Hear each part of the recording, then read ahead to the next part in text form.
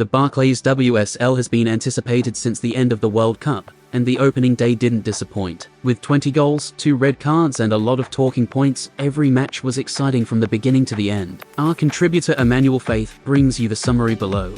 Aston Villa opened the season with their home fixture against Manchester United, and the game was filled with action from the first minute as different players made attempts at both ends. The game seemed balanced at half-time, and the second half opened with the same tempo, until the Scottish winger Kirsty Hansen was shown a straight red card for a high tackle on midfielder Hayley Ladd in the 74th minute.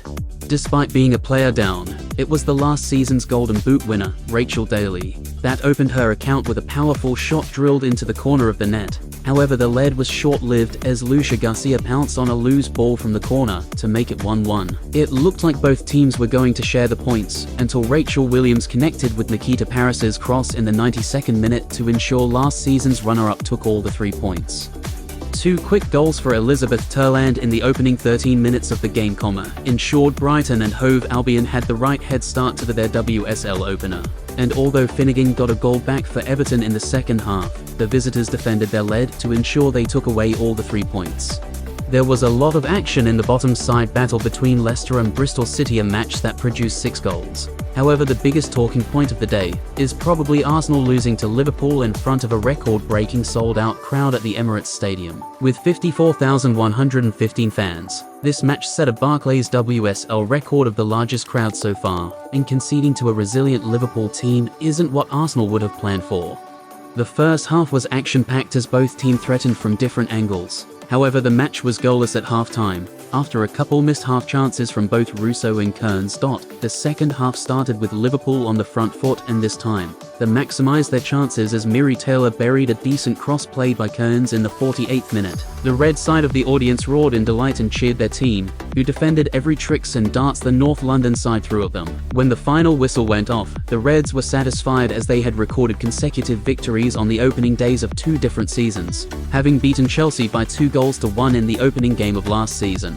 Gilles Rudd had a warm welcome back to the WSL, as the Dutch opened her account with a goal in the 55th minute to double Manchester City's lead against a dogged West Ham team, after Lauren Hemp opened her scoring account for the season 7 minutes earlier. Chloe Kelly missed a penalty, and Layla Yahabi's red card will give Gareth Taylor a couple thoughts as they prepare to host Chelsea next weekend.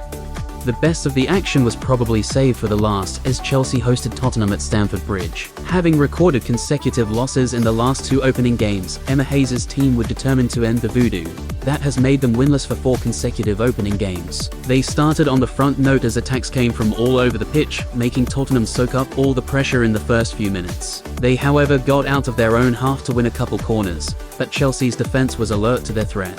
Chelsea moved the ball around the pitch seamlessly with James, Rieiton, and Ingle linking up across different parts, and a breakthrough finally came in the 28th minute, when Mia Fischel got to the end of a pinpoint cross from the English defender Naeem Charles. Rebecca Spence made some decent saves afterwards to ensure her team was still in the game at half-time.